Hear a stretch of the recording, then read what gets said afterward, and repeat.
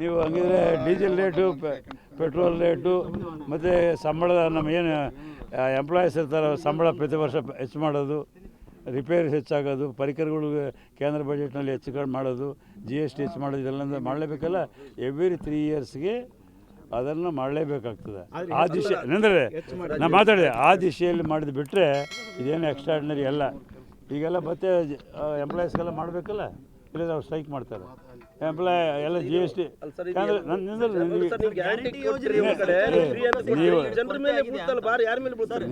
Guarantee ಅಂದ್ರೆ ಏನು, ಯಾರು ಬೇರೆ ಇದು ಮಾಡ್ಕೊಂಡು ಕಳ್ತನ ಮಾಡ್ಕೊಂಡು ಕೊಡ್ತಾರ? ನಾನು ಹೇಳೋದು ಅರ್ಥ ಮಾಡ್ಕೊಳ್ಳಿ ನೀವು.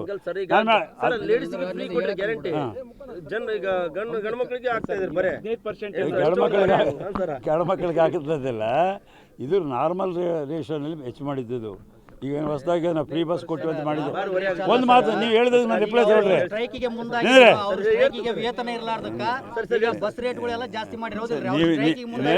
ನೀವೇನ ತಿಳ್ಕೊಳ್ಳಿ, ಆ ರೀತಿಯಾದಂಥ ಪರಿಸ್ಥಿತಿ ಇಲ್ಲ ಅವ್ರಿಗೆ. ಈಗಾಗಲೇ ಮೊನ್ನೆ ಸ್ಟ್ರೈಕ್ ಮಾಡ್ತಾರೆ. ಈ ಹಬ್ಬದ ಡಿಸೆಂಬರ್ ಕೊನೆಯದಾದ, ಈಗ ಬೇಡ, ಈ ಸಂಕ್ರಾಂತಿ ಆದ ಕೂಡಲೇ ಕರೆಸಿ ಕುಂದಿಸಿ ನಿಮ್ಮ ಸಮಸ್ಯೆ ಬಗೆಹರಿತಂದರು.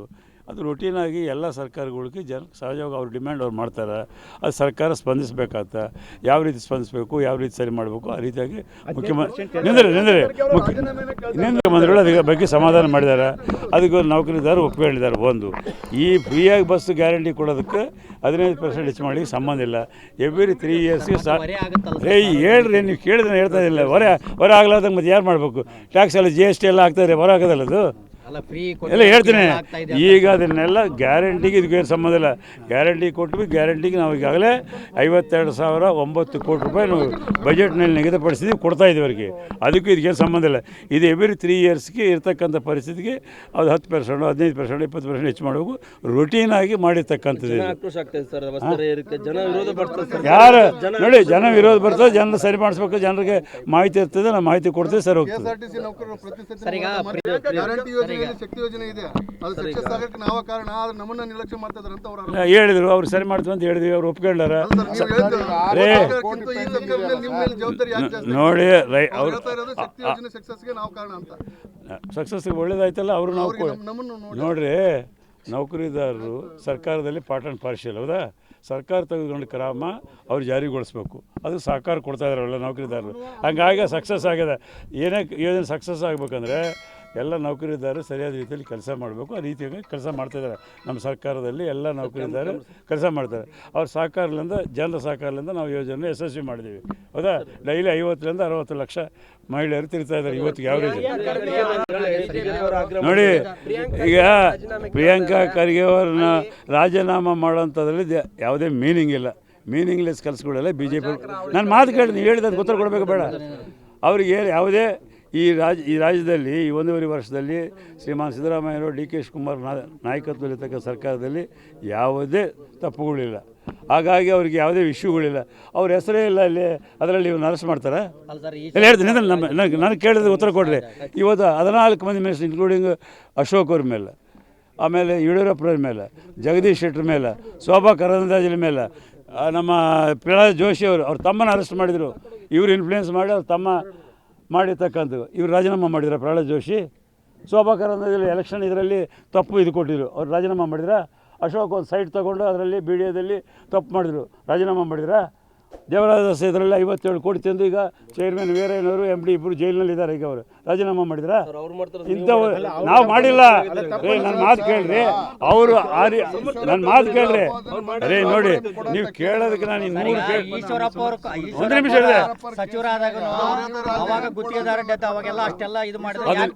ಅವ್ರು ನೇರವಾಗಿ ಸತ್ತಿರ್ತಕ್ಕಂಥ ಸಂತೋಷ್ ಪಾಟೀಲ್ ಅವ್ರ ಹೆಸರು ಹೇಳಿದ್ದಾರೆ. ಈಶ್ವರಪ್ಪನವ್ರ ಹೆಸರದಲ್ಲಿ ಬಂತು.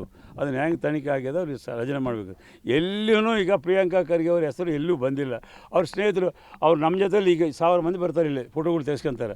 ಪ್ರಿಯಾಂಕಾ ಖರ್ಗೆ ಅವ್ರ ಜೊತೆಯಲ್ಲಿ ಫೋಟೋ ತೆಗೆಸ್ಕೊಂಡಾರೆ. ಅಲ್ಲಿ BJP MLAಗಳು ಮಿನಿಸ್ಟ್ರುಗಳ ಹತ್ರ ಫೋಟೋ ತೆಗೆಸ್ಕೊಂಡಾರೆ. ಅವ್ರು ಆ ಫೋಟೋ ತೋರಿಸ್ತಿರು, ನಮ್ಮ ಪಾರ್ಟಿಯವ್ರು ಇವ್ರು ಫೋಟೋ ತೋರಿಸ್ತಿರು. ಅವ್ರಿಗೆಲ್ಲ ಇದು ಮಾಡ್ಲಿಕ್ಕೆ ಆಗ್ತದೆ. ಅವ್ರಿಗೆ ಏನಾದರೂ ಸತ್ಯಾಂಶ ಇತ್ತಂದರೆ ಅದನ್ನು ಮಾಡ್ಬೋದು. ಅದು ತನಿಖೆ CID ಕೊಟ್ಟಿದ್ದಾರೆ ಈಗಾಗಲೇ ಮುಖ್ಯಮಂತ್ರಿಗಳು. ಅದೇನು ಮುಚ್ಚಲಿಕ್ಕಂತ ಪ್ರಶ್ನೆ ಇಲ್ಲ. ಅದನ್ನು ನೋಡಲಿಕ್ಕೆ ಕೇಳಲಿಕ್ಕೆ ಇರಬೇಕಲ್ಲ. ಸುಮ್ಮನೆ ಯಾವುದೊಂದು ಬಂದು ಆಪಾದನೆ ಮಾಡೋದು, ಸುಳ್ಳು ಆಪಾದನೆ ಮಾಡೋದು, ಜನರಿಗೆ ದಾರಿ ತಪ್ಪಿಸ್ತಕ್ಕಂಥ ಕೆಲಸ ಬಿ ಜೆ ಪಿಯವ್ರು ಮಾಡ್ತಾರೆ. ಅವ್ರಿಗೆ ಯಾವುದೇ ಇಶ್ಯೂಗಳಿಲ್ಲ. ಅವ್ರು ಮಾಡಿದ್ರು ಕರೋನಾ ಟೈಮ್ನಲ್ಲಿ ಸಾವಿರಾರು ಕೋಟಿ ಮಾಡಿದ್ದಾರೆ. ನಾವು ಹೇಳಿಲ್ಲ 40,000 ಕೋಟಿಯಷ್ಟು ಭ್ರಷ್ಟಾಚಾರ ಯಡಿಯೂರಪ್ಪನವರು ಮಗ ಮಾಡ್ಯಾರ ಅಂತೇಳಿ ಯತ್ನಾಳವರು ಹೇಳಿದ್ದಾರೆ. ಸುಧಾಕರ್ ಅವ್ರ ಮೇಲೆ ಚಾರ್ಜ್ ಮಾಡಿದ್ದಾರೆ. ಅವ್ರ ಪಾರ್ಟಿಯವರು ಹೇಳ್ಯಾರ, ನಾವೆಲ್ಲ. ಅದಕ್ಕೇನು ಉತ್ತರ ಕೊಡ್ತಾರ? ಈತಂದ್ರ ಮೇಲೆ ಎಷ್ಟು ಕೇಸ್ ಅದಾವೆ? ಇಡಿ ಕೇಸ್ ಐತಿ, ರಾಜೀನಾಮೆ ಮಾಡ್ತಾರ. ನೋಡಿ, ಸಂಪುಟ ಪುನರ್ರಚನೆ ಆಗ್ತದಿಲ್ಲ ಗೊತ್ತಿಲ್ಲ. ಈಗಾಗಲೇ ಮುಖ್ಯಮಂತ್ರಿಗಳು ಸ್ಪಷ್ಟೀಕರಣ ಕೊಟ್ಟಿದ್ದಾರೆ. ಎಕ್ಸ್ಪ್ಯಾನ್ಷನ್ ಯಾರು ಖಾಲಿ ಇದೆ ಅದನ್ನು ಮಾತ್ರ ಭರ್ತಿ ಮಾಡ್ತೀನಿ ಅಂತೇಳಿ ಈಗಾಗಲೇ ಮುಖ್ಯಮಂತ್ರಿಗಳು ಹೇಳಿದ್ದಾರೆ. ಮುಖ್ಯಮಂತ್ರಿಗಳಿಗೂ ಹೈಕಮಾಂಡ್ಗೂ ಬಿಟ್ಟಿದ್ದ ವಿಷಯ, ಅವ್ರಿಗೆ ಬಿಟ್ಟರೆ ನಮಗೆ ಯಾರಿಗೂ ಗೊತ್ತಾಗಿದೆ. ಕೈ ಬಿಡ್ತಾರ ಅಂತ ಅದು ಆ ಪ್ರಶ್ನೆ, ಆ ವಾತಾವರಣ ಇಲ್ಲ ಅಂತೇಳಿ ನನ್ನ ಮಾಹಿತಿ. ನೋಡ್ರಿ, ನಿನ್ನೆ ನಾನು ಇದ್ದೆ 6 ಗಂಟೆ ಕ್ಯಾಬಿನೆಟ್ ನಡೀತು. ಅಲ್ಲೇ ಮುಖ್ಯಮಂತ್ರಿಗಳಿಗೆ ಅಲ್ಲಿರ್ತಕ್ಕ ಮಂತ್ರಿಗಳಿಗೆ ಊಟಕ್ಕೆ ಬರ್ರಿ ಅಂತ ಹೇಳ್ಯಾರ, ಹೊಸ ವರ್ಷ ಅಂತೇಳಿ. ನಾವು 6 ಗಂಟೆಗೆ ಕುಂತ್ಕೊಂಡು ರಾತ್ರಿ ನಾವು ಬಂದ್ವಿ. ಅಲ್ಲಿ ಇದ್ದವ್ರು ಹೋಗ್ಯಾರ, ಊಟ ಮಾಡ್ಯಾರ, ಮನೆಗೆ ಹೋಗ್ಯಾರ. 9 ಯಾವ ಡಿಸ್ಕಷನ್ ಇಲ್ಲ. ಸುಮ್ಮನೆ ಸಿಎಂ ರಾಜೀನಾಮೆ ಕೊಡ್ತಾರೆ ಅನ್ನುವಂಥ ಚರ್ಚೆ ಪ್ರಶ್ನೆನೇ ಇಲ್ಲ. ಯಾಕೆ ಕೊಡಬೇಕು? ಯಾವ ಇದಕ್ಕೆ ಕೊಡ್ತಾರೆ? ಏನು ತಪ್ಪು ಮಾಡೋದು ಕೊಡ್ತಾರೆ? ನೋಡಿ, ಸಿದ್ದರಾಮಯ್ಯನವ್ರನ್ನು ಕಾಂಗ್ರೆಸ್ ಸರ್ಕಾರನ ಅಲ್ಲಾಡಿಸುವಂಥ ಶಕ್ತಿ ಯಾವ ಪಾರ್ಟಿಯವ್ರಿಗಿಲ್ಲ, ಯಾರಿಗೂ ಇಲ್ಲ. ಈಗ ಆ ರೀತಿಯಾಗಿ ಮಾತು ಕೊಟ್ಟಿರ್ತಕ್ಕ ರೀತಿಯಲ್ಲಿ ಗ್ಯಾರಂಟಿಗಳನ್ನೆಲ್ಲ ಕೊಡ್ತಾಯಿದ್ವಿ. ಯಾವ ಸರ್ಕಾರ ದೇಶದಲ್ಲಿ ಕೇಂದ್ರ ಸರ್ಕಾರ ನೀಡಿದ್ದು ಯಾರೂ ಕೊಟ್ಟಿಲ್ಲ. ಮತ್ತು ಎಲ್ಲ ಡೆವಲಪ್ಮೆಂಟ್ಗಳು 4,000 ಕೋಟಿಗೆ ಎಲ್ಲ ಕಡೆ ರೋಡ್ಸ್ ರಿಲೀಸ್ ಮಾಡಿದ್ದಾರೆ. 2,000 ಕೋಟಿ ಮತ್ತೆ ರಿಲೀಸ್ ಮಾಡ್ತಾರೆ. 6,000 ಕೋಟಿ ರೋಡ್